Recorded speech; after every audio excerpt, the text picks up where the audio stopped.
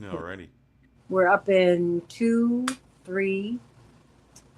Hey, everybody. Welcome to the Santita Jackson Show here on AM 950 Radio, the voice of progressive Minnesota. We're talking about the state of our world. We have been watching so much happen. The ice raids. Now we're looking at the possibility of a third world war, certainly a broader conflict in the Middle East. What does that mean, everybody? What does it mean for the United States to publicly enter the Israeli Iranian conflict? What does that mean?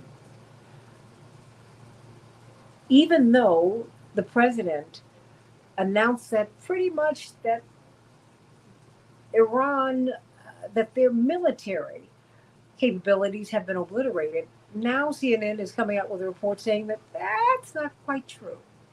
It's always dangerous to underestimate anyone, everybody. And we need to understand what we're looking at. I know we talked about that a lot today, but I really think that we need to know what we're looking at and see the connections here. Because we're still involved in Ukraine. We are stretched to the max, everybody. And you still have an ongoing conflict. It's not even conflict. Palestinians are still being killed every single day. Every single day. And be very clear, as I read these international publications, Israelis have been killed. This Iron Dome is not impenetrable. It has not been. There have been numerous failures. And, of course, Iranians have been killed too. Aren't you tired? So, of course, I had to bring on my dear friend from Fairness and Accuracy in Reporting, soon to be Dr. Bryce Green. Brilliant, brilliant. Of course, at the Green BJ, everybody follow him and go on Substack and support his work. He's doing such great work. Well, I've been talking to you about, Ukraine now for several years. We've been talking about what's been happening in Palestine and in Israel. We've been doing that for a few years, and now here we are with Iran. Whew, everybody, meet Bryce Green on Substack. Meet him on Blue Sky. I'm on Blue Sky, santitajackson.bsky.social.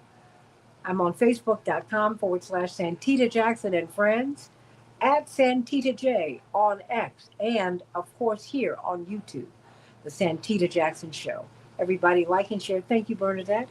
And subscribe and pass this show along, everybody. Bryce Green, what do you make this um, of of first let's go back to Israel's strike against Iran, and now and then move into the United States joining in a public way. Well, one of the big things to understand about this is that it's incorrect in a lot of ways to distinguish between the Israeli attack on Iran and the American attack on Iran.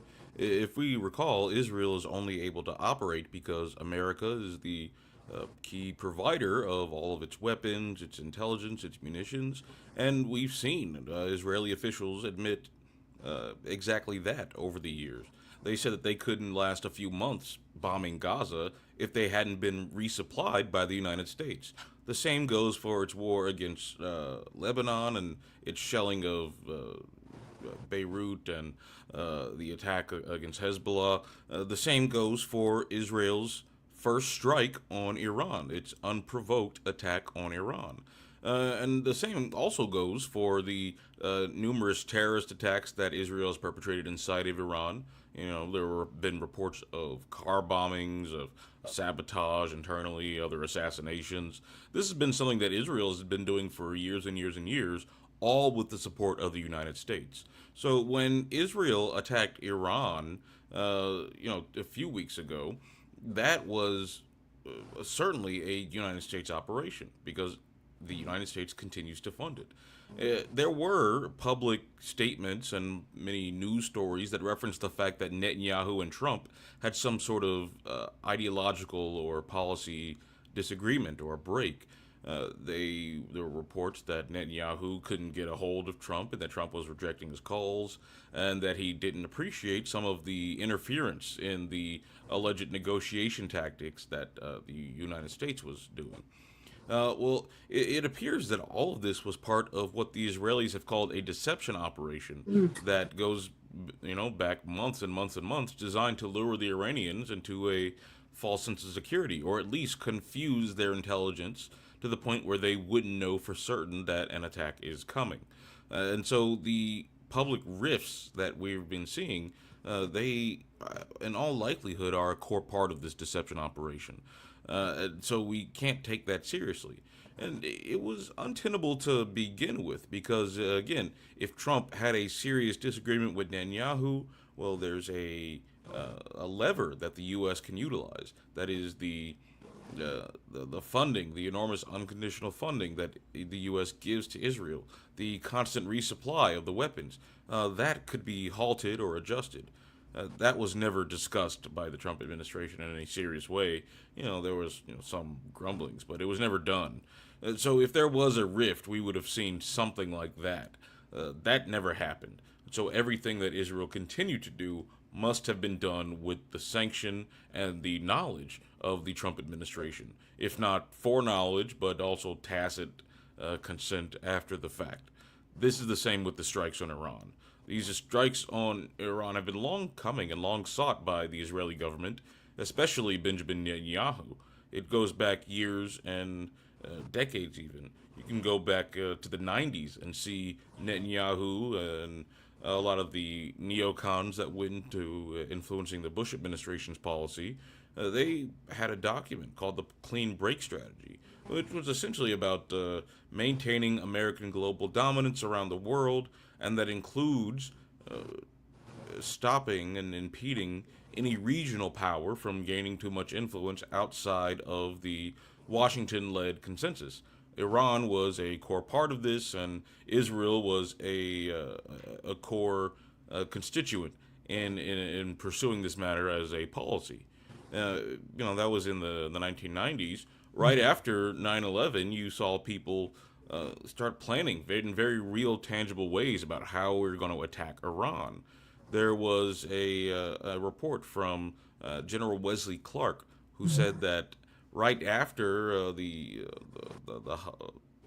hectic times of 9/11, he caught wind of a memo that outlined plans to attack 7 countries in 5 years.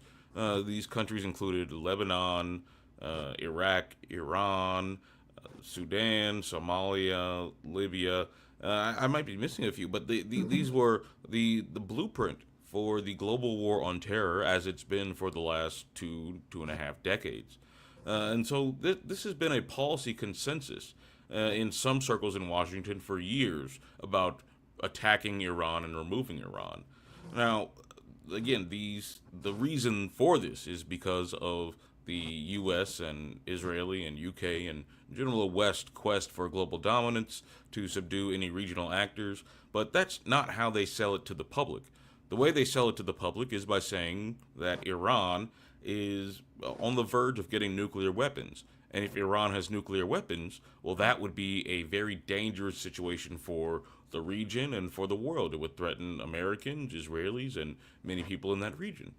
So this is based on a number of lies that are layered on top of each other.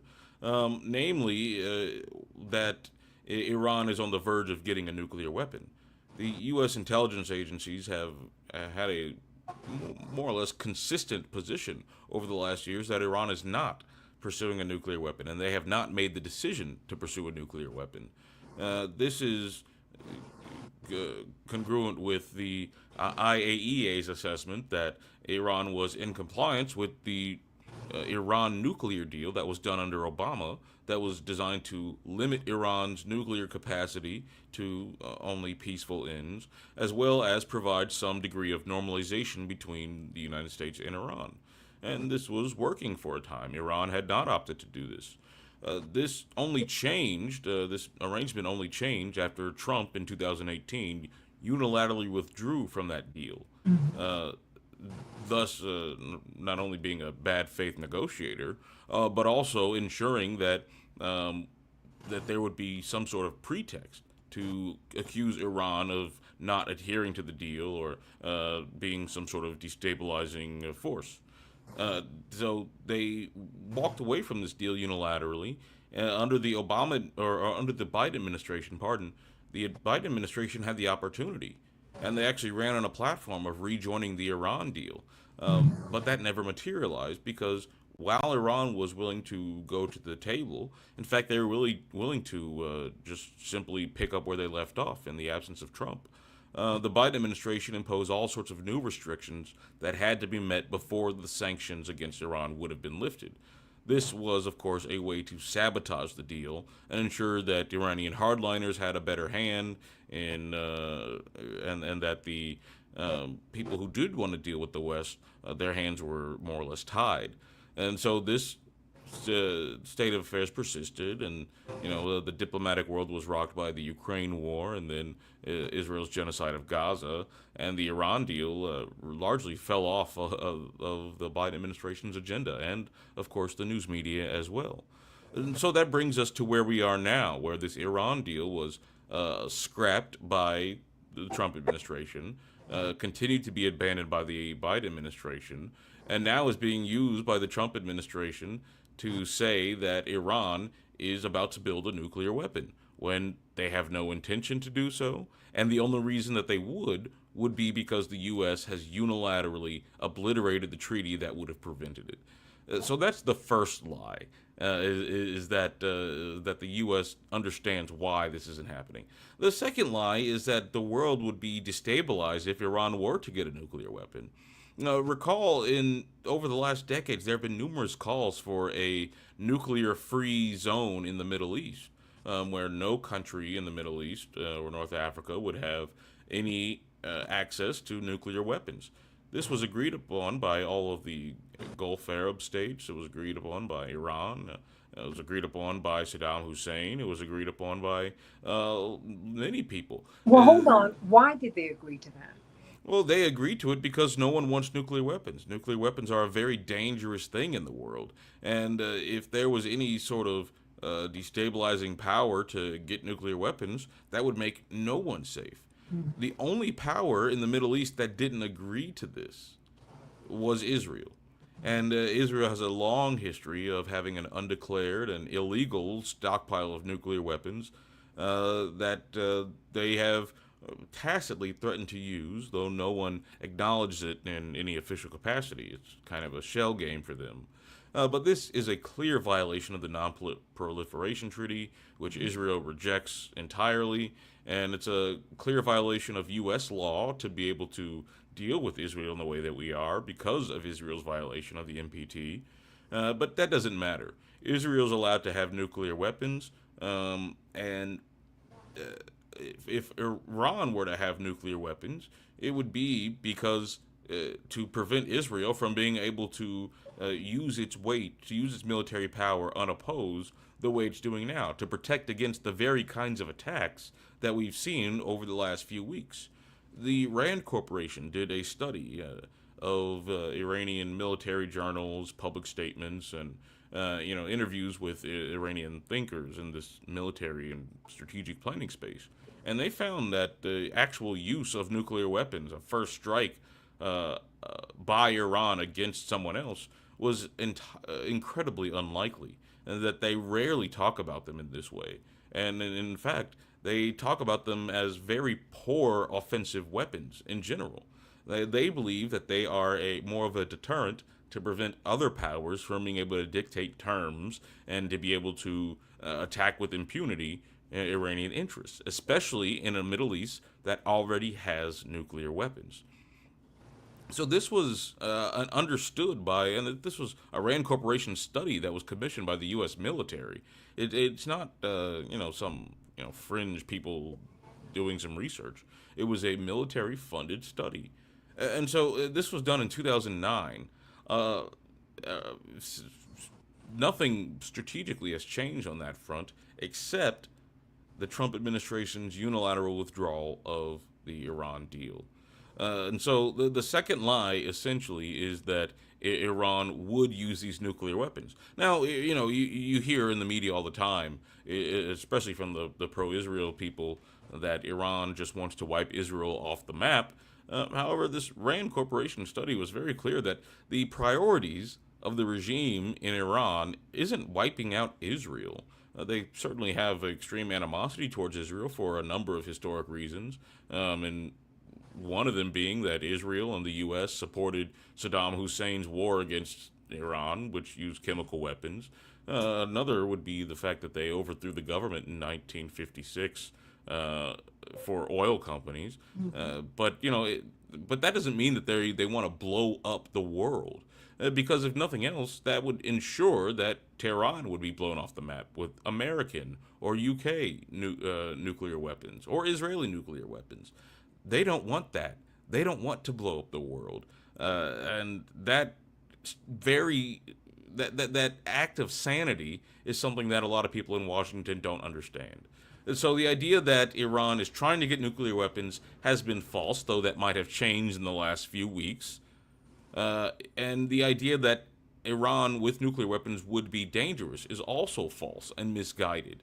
If you want to look at an example of this, we can see a sort of A/B test. History doesn't give perfect parallels, but they give similar situations that can be compared.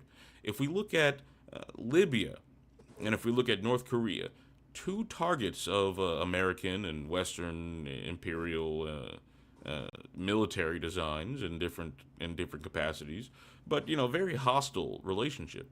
In Libya, there were no nuclear weapons in 2014 when Gaddafi was, or in 2011, I'm sorry, when Gaddafi was a target of a NATO attack.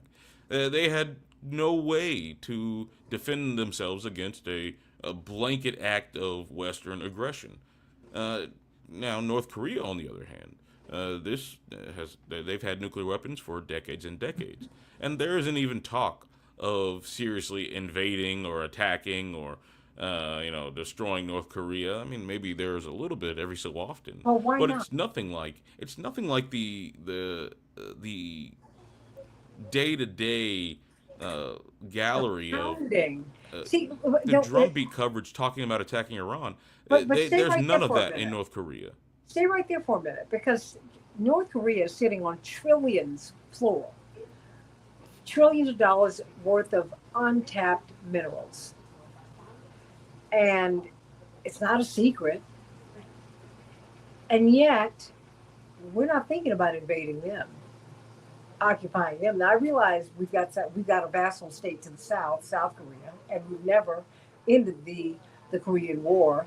Everybody, there's an armistice agreement, not a peace treaty. So, and there is a difference. Um, why? What is it? Why are we treating North Korea with? Why are we not dealing with them so aggressively? Because they have nuclear weapons. They have an atomic deterrent, and they are able to say to the West, if there's an invasion, if there's an attack, we will use nuclear weapons, instantly rising the cost of that, and therefore usually putting it out of the realm of acceptable losses and acceptable scenarios by Western planners. Okay. In Iran, where there's a bunch of resources, where corporations are licking their lips, where people who believe in global primacy from the U.S. are salivating at the thought of wiping this challenge to U.S. hegemony off the map, they don't have nuclear weapons. So they can actually dream about that. They can go to summits and say, all we have to do is have some limited strikes in Iran and then maybe a little bit of regime change and it'll go fine. Because Iran doesn't have nuclear weapons, but we got to attack them before they do. That's a lot better sell to someone than, hey, in North Korea they have nuclear weapons, but we're going in and a lot of us are going to get nuked, and then they're going to nuke the U.S. and then they're going to nuke South Korea, and but it'll be that's a lot harder sell. And so the nuclear deterrent is a very effective means of statecraft, at least when done responsibly. We've only seen two instances where nuclear weapons have ever been used, and that was by the U.S. on an enemy that was already defeated. It was an act of pure sadism and intimidation to against a defenseless population. That we've only seen that from the United States. We've never seen that from any other state. So this idea that Iran with nuclear weapons would make the Middle East less safe, it's based on a false premise and a false understanding of the balance of power, and b, who has been more aggressive in the region. We're talking with Bryce Green, Fairness and Accuracy in Reporting. Please join his Substack. He does such brilliant work, tremendous investigative journalist. And we're talking about Iran. We're talking about the, the Iran Israeli conflict, why it's consequential, who they are. Um, because we don't want you to be in the position in which Ted Cruz, and I'm not funning him because it's not funny. We don't want you to be in that position where you are disliking someone, um, wanting to go to war with someone, wanting to defeat someone you don't even know. See, Bryce Green, that now iconic interview between Senator Ted Cruz and Tucker Carlson, stunning. The incuriosity. It was a sight Uh, to behold. it was a sight to behold. You're willing, I mean, and Tucker Carlson said, wait a minute, you don't even know the people you're talking about killing. What? Well, I'm not making him a peacenik, but I have enjoyed watching him give people the business about these wars and about what's happening in Palestine and Israel. I mean, this is awful, and it's getting worse. Now you have the president saying that they've obliterated Iran, and CNN. I mean, bless their hearts, they don't ask questions like they did when Ted Turner owned it. They had to come back today and say, no, that's not exactly true. Bryce, we don't know what they bombed.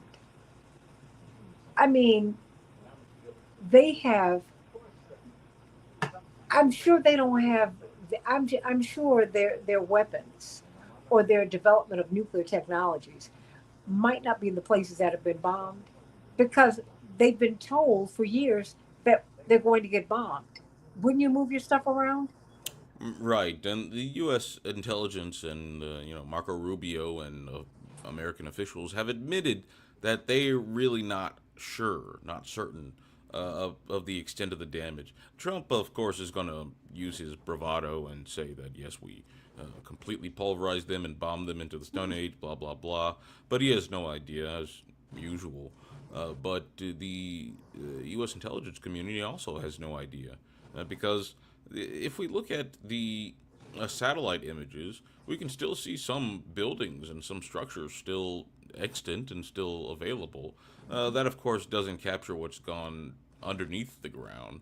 Yeah. Reportedly, this is according to estimates, and but the Iranian nuclear facility is about 90 meters down, 90 meters below the surface of these mountains. And the bunker buster bombs go, 200 feet, so a little Mm-hmm. less than that. So uh, th- there's no guarantee that these bunker buster bombs would have affected it and destroyed and reduced capabilities to the extent that Trump is saying. There's no guarantee. But, I'm certainly no expert in munitions. But I was there just a few months ago when the U.S. said that they were going to annihilate the Houthis in Yemen. And, the U.S. brought out aircraft carriers, had uh, weekly bombings, mass large bombings of Yemeni and Houthi facilities and positions. But the intelligence over time said that they were doing very little to degrade the capability of the Houthis to fire rockets at U.S. aircraft carriers. They caused the downing of several planes. They were able to shoot down several drones, and all with very little effect from the U.S. bombing. You know, if the Houthis are a lot less sophisticated and hardened than the Iranians, and the Iranians have understood since for decades that they're going to have to be hardened against American aerial bombardment. So there's no guarantee. I mean, it would surprise me a great deal if Iranian capability was completely disabled by these strikes. It would strike me even if it were significantly disabled by these strikes, just because there is, again, as you say, a degree of forewarning that might not exist anywhere else on the world, where you have lunatics screaming about how much they want to attack Iran and how they're going to bomb these very specific nuclear facilities. But also the long term planning of building deep underground, persistent structures, resilient structures to be able to resist the United States.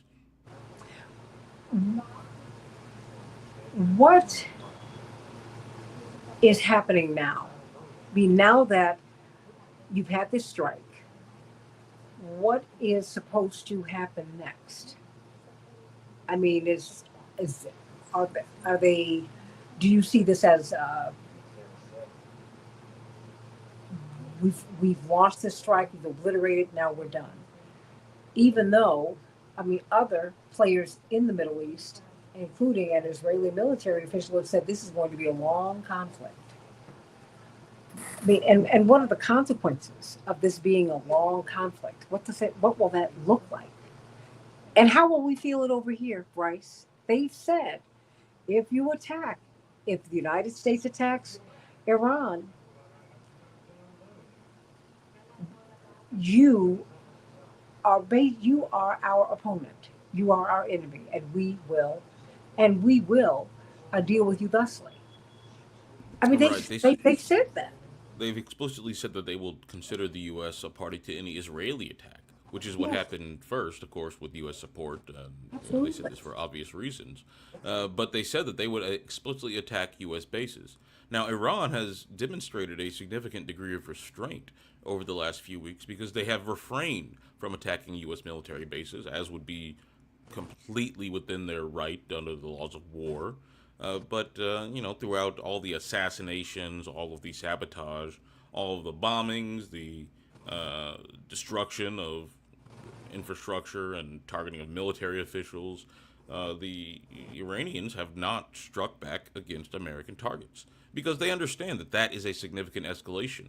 If and this was probably something that was predicted and likely encouraged by the Americans when they launched these attacks on Iran. They expect that Iran would strike American military bases. I mean, what are they there for? They're there to get hit so they can get us into some conflict.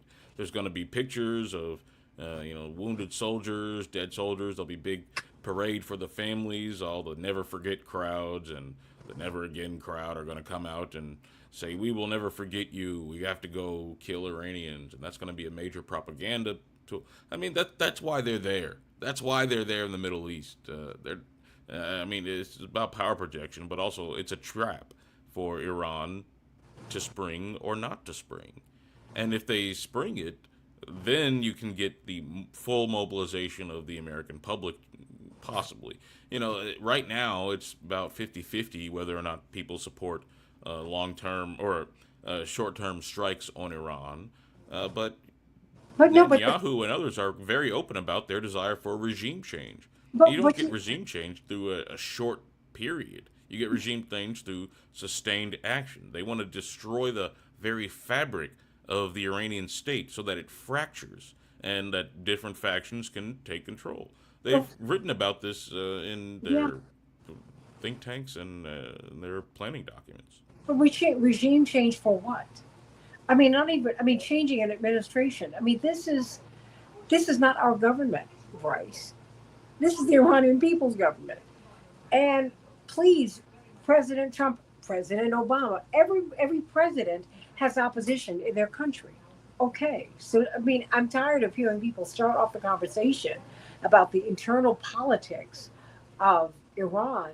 Well, I don't agree with their government. I don't care if you agree with their government or not. You're not even a citizen. At least that's not what you stated to me on this show.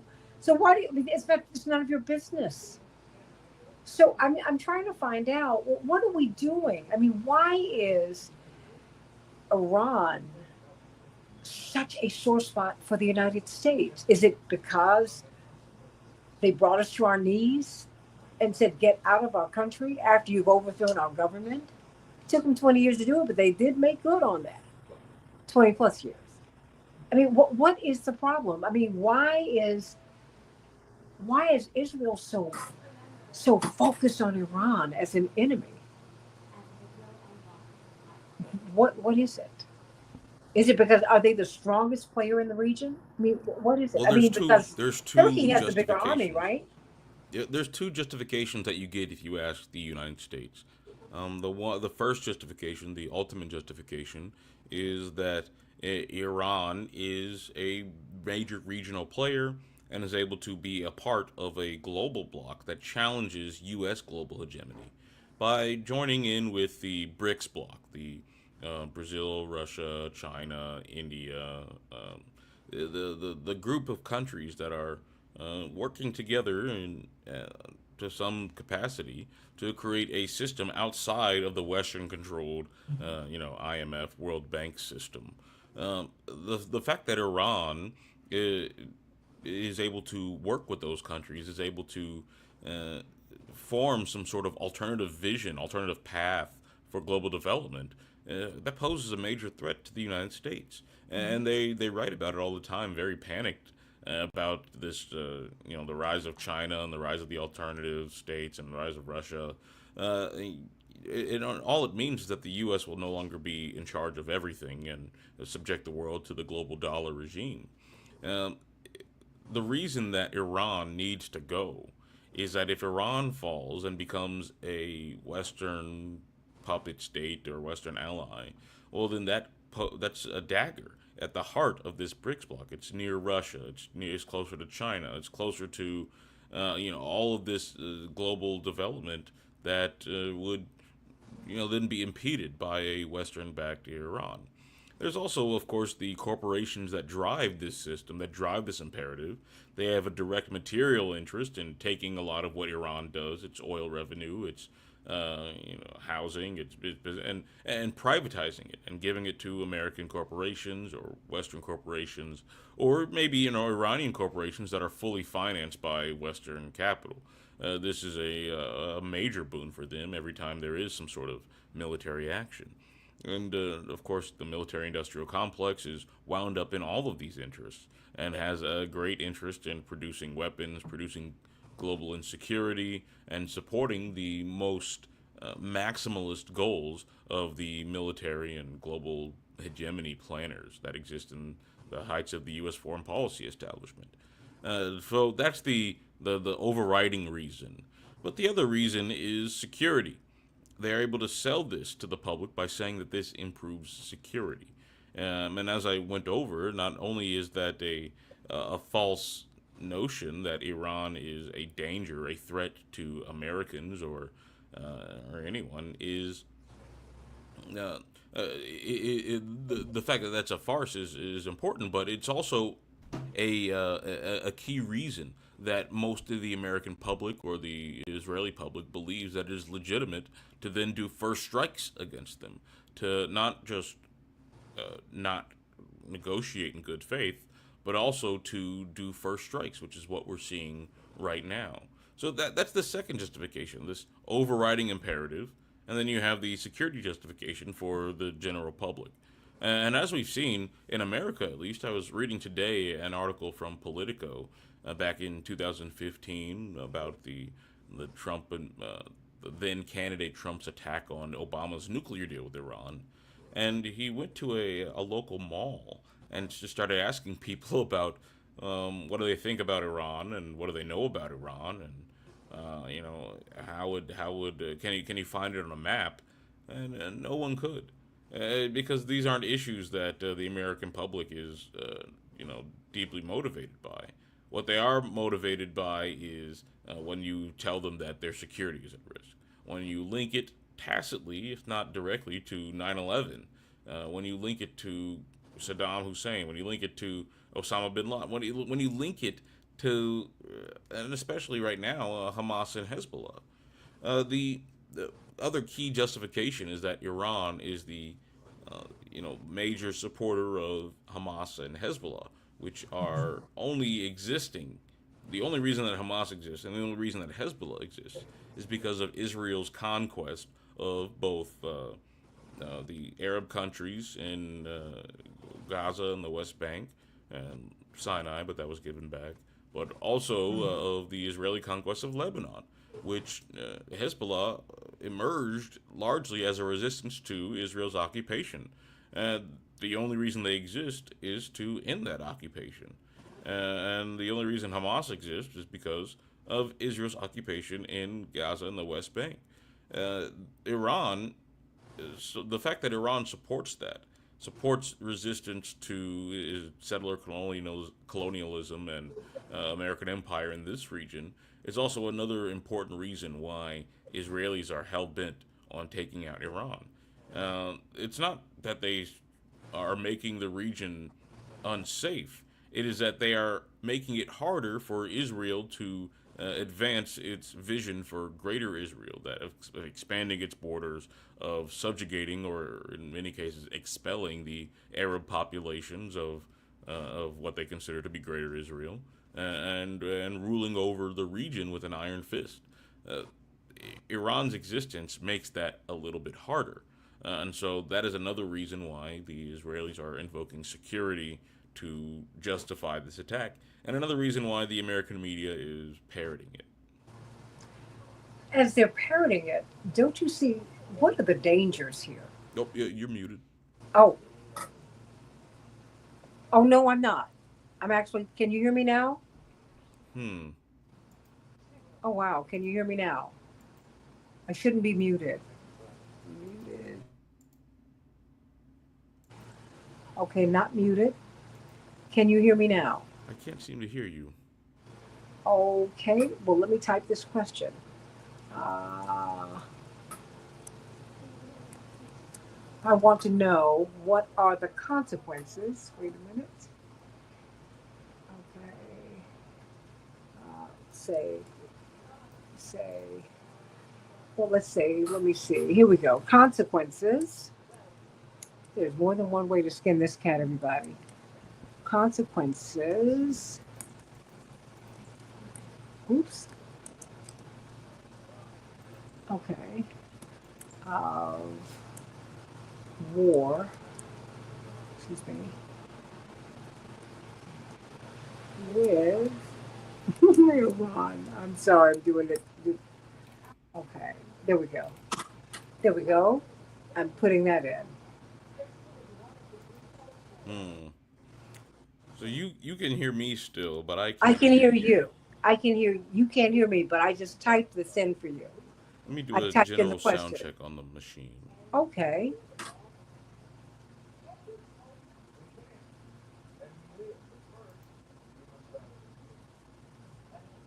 Okay. Okay. Testing. Testing. Can you hear me? Can you hear me? Can you hear me?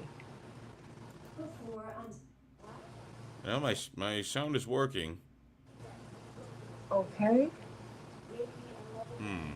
Well, I'll leave and rejoin and see if that works. Okay. Let's see. That was getting good. That was getting good because I wanted to ask him about the consequences when the Iranians say that we will feel this, that they will treat us as as their combatants. What will that mean? Can you hear me now? I can hear you now. I don't know Okay, great. what that was. Strange. Ghost in the machine. I'm having that a Ghost in lot. the machine. Well, you know what? I want to come back to at 38, 24, and I don't know when we lost that, but maybe a couple of minutes ago.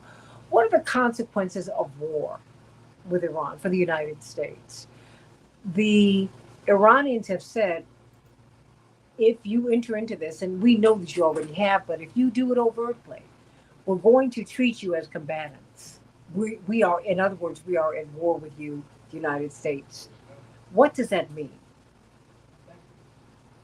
Well, if people want to think back to the U.S. Attack on Iraq, assuming that this escalates to a full-scale attack or a full-scale invasion or an attempt at regime change, uh, we think about what happens when American soldiers are put on the ground in the Middle East, trying to attack a population or subdue a population that doesn't want them there, trying to impose a system of rule that the people have no interest in and have no history with.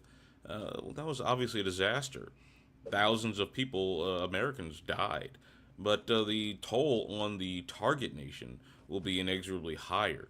If we look at Iraq, there are estimates that up to 1.5 to 3 million people were killed directly or indirectly as a result of the U.S. attack, and many more have been killed throughout the rest of the Middle East. The Yeah. Brown University Cost of War Project, they estimated that between 40 and 60 million people might have been internally displaced in the Middle East, internally or externally displaced, become refugees by the wars and the effects of the wars that the U.S. Brought to that region. This is on the scale of the refugee crisis in the wake of World War II. And this is just in 20 years of U.S. intervention in this region, 20 years of reckless, destructive behavior. An attack on Iran would make all of that look like cake comparatively. Iran is far more robust and entrenched of a government than Saddam Hussein was, or Gaddafi was, or even Bashar al Assad, who was ousted last year in December.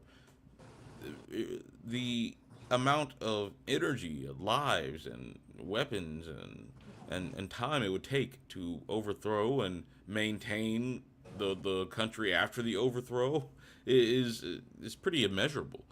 And the fact that people are talking about this in a serious way is very alarming, especially after they were grown adults during the global war on terror.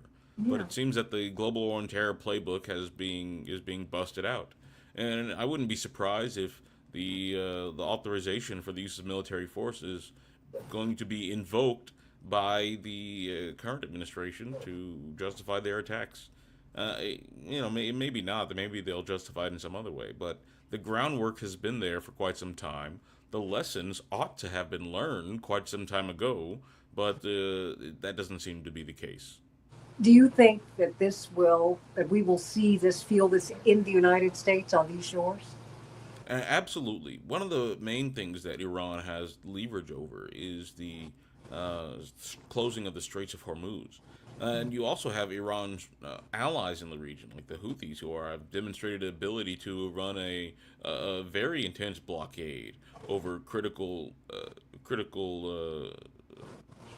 crossing points within the U.S. global trade system. The fact that they've been able to do that indicates that if they wanted to, they can ramp it up to include American ships and not just Israeli ships. Combine these two critical passageways being closed, that would represent a significant toll on the American system of trade. And we saw the shock that tariffs might have imposed and are imposing on the country, but the unpredictability of a war with Iran, once that gets started, no one's going to be able to lobby Trump and say, hey, I want to kick back here, I want to kick back here. It would develop new logics that would be, potentially catastrophic. And of course, even if there was no threat to the global trade, there was no threat to, consumer goods or oil markets. Just on a simple level, the fact that the Americans are going to be pouring billions and billions of dollars into whatever harebrained regime change scheme that they have will cost the Americans dearly. I mean, the last several years of the war on terror has cost north of $4 trillion. Well, if this is going to be a long term conflict, if we're settling in for another 20 years of global war on terror style conflict, well, that's more trillions and more trillions of dollars. It's really unimaginable to be able to say that we're on the verge of that precipice, but the American planners and the Trump administration seem all right with it. How do we look people in the eye and say that we're standing for democracy but demand that they change their governments? How does that work? Well, it's one of these major contradictions that has bedeviled the United States for quite some time by saying that we are an instrument of force and we're willing to change your government, but we also want to do it in the interest of your people. Again, this is why a lot of the messaging that we're seeing from the Israelis and Americans have focused on the attack isn't on the Iranian people. It's on the Iranian regime, and it's on the nuclear program. We have no quarrel with the Iranian people. Of course, that doesn't go on to explain why they sanction the entire country with the explicit aim of inducing hunger and scarcity and black markets and want. Uh, they don't mention that in their messaging, but that is explicitly what they want to do. So it's a contradiction of the U.S. imperial position, but for quite some time we've been able to sell it, or we have tried to sell it, by saying that it's democracy. It's really quite Orwellian when you think about it. I mean, this is the very phenomenon that Orwell was trying to capture when discussing this freedom is slavery type messaging. This is what the U.S. empire does on a daily basis. This is what happens when you turn on CNN or turn on Fox News, especially. They'll talk about how they're just spreading democracy and how this is a way to preserve democracy, about how Israel is doing what we should be doing, fighting the front lines in the protection of democracy. It's exactly the same contradiction that occurred in the Ukraine war, where they overthrew a government, loaded it up with weapons, and then aimed them at Russia with the explicit goal of inducing an attack on the country. They said they did it all in the name of democracy. This is pure nonsense and should be understood as such by now by most serious people. But it doesn't look like those serious people are being invited to discuss things on the major media networks. No, they're not at all. I mean, and so what should we be looking out for as we're watching this play out? I mean, what would you advise us to be looking for? What questions should we be asking in our own minds? And quite frankly, I think we should be emailing the networks because that's part of your media education. Also, you should let them know that you're watching them, and not just watching, not just viewing them, but you're watching them. You're watching them because corporate media are more mistrusted than ever, Bryce Green, and fewer people are watching. Fewer and fewer.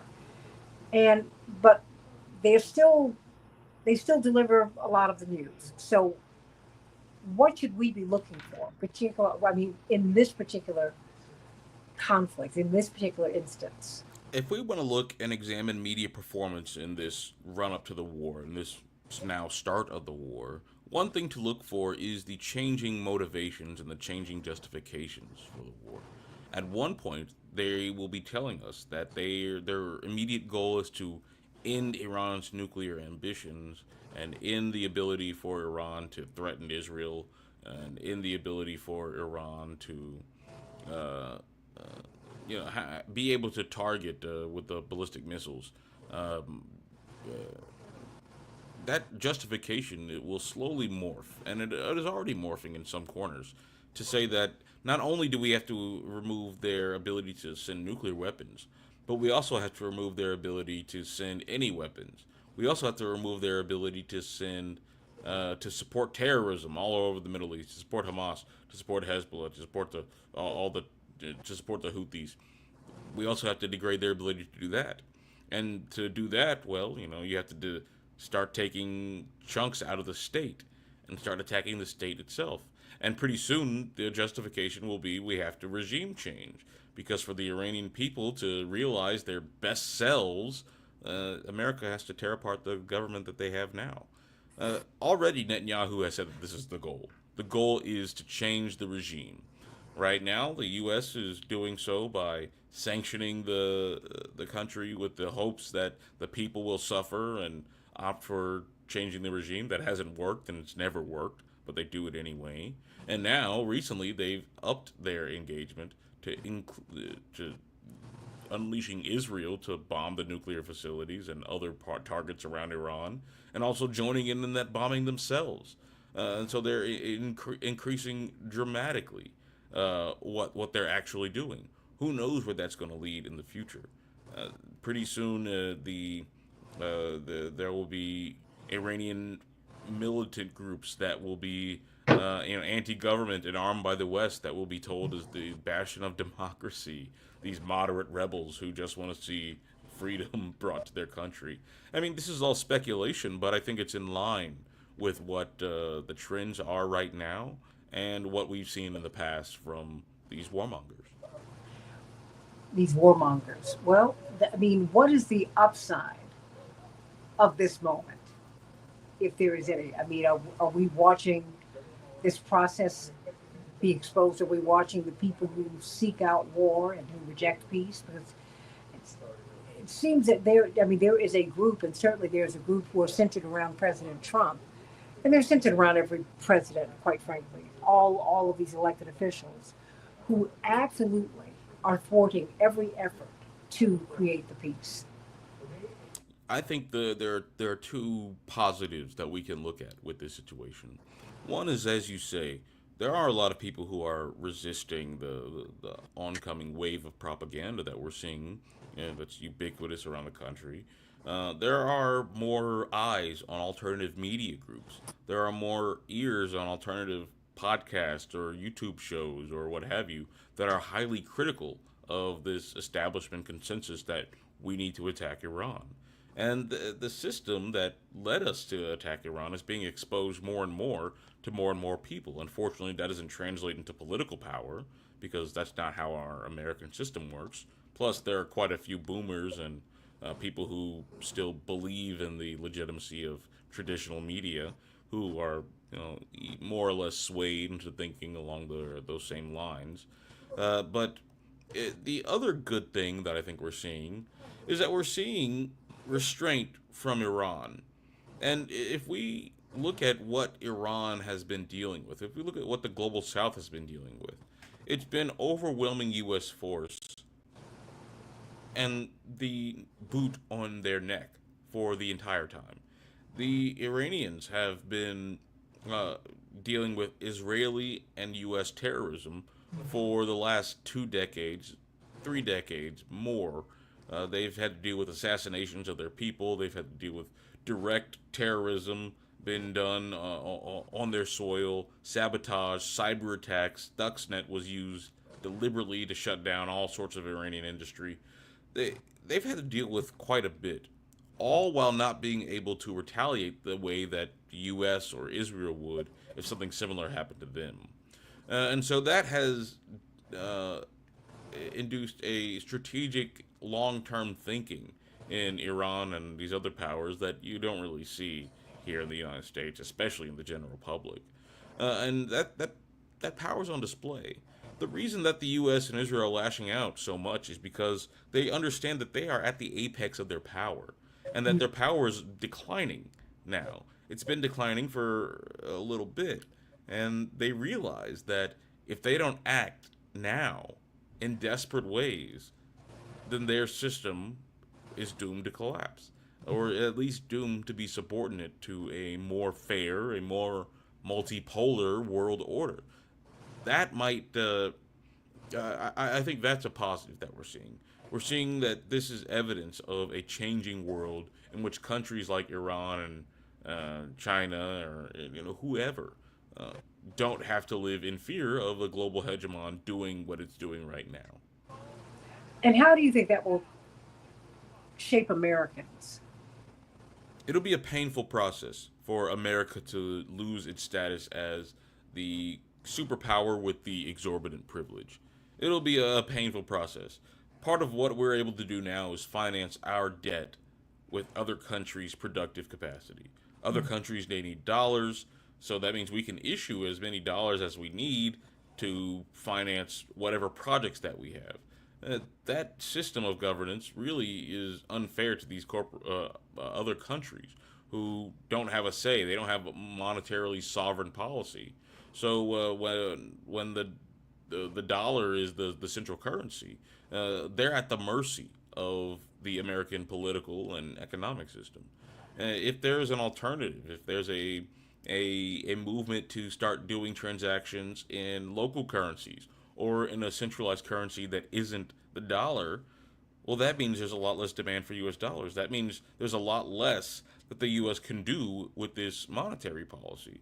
And that means that since we haven't built up a real infrastructure in this country, since we haven't built up a higher standard of living, a sustainable standard of living, we might see that standard of living start to erode. slowly as prices start to increase. Certain items that were easy to find on the store shelves are no longer available. Uh, the cost of everything continues to rise even higher than it is now, and the prospects for a life in this country for your kids gets even grimmer. That's what awaits America if it's not willing to do a sort of soft landing from empire. And there's no indication that there's anyone even remotely close to power who's looking for a soft landing. Well, I tell you what, I think this is we're entering into a very interesting period in our history. We turn 250 years old next year, and many people are making much of that. But actually, this European project, certainly the Spaniards were here in the 1500s, and black people came over with them in the 1530s. We've been here a long time. And these European settler colonial projects, they're coming, I think, Bryce, their, their time is waning. The question is what's going to replace it? Will we evolve into a more perfect union, if we will? Not just in the United States, will we be a global world that shares, that shares wealth, that ensures that there's a floor beneath which no human being should fall? I'm hoping that that will be the case. Um, I'm hoping, I'm I'm hoping, hoping so as well. and I think more One of than the that, we have to, supreme ironies, yes. yeah, one of the supreme ironies of this rise of this new world order originating in China, Russia, India, India to an extent, um, but one of the ironies is that these countries seem to be more committed to liberal institutions, such as they have been built and the justification for them, more invested in them than the West, than the U.S. and the U.K. They seem to be the ones going to the UN and saying we should work out our problems through diplomacy. Hmm. They seem to be the ones issuing statements saying that we encourage all states to observe international law and to observe their obligations under such law. They're the ones doing that.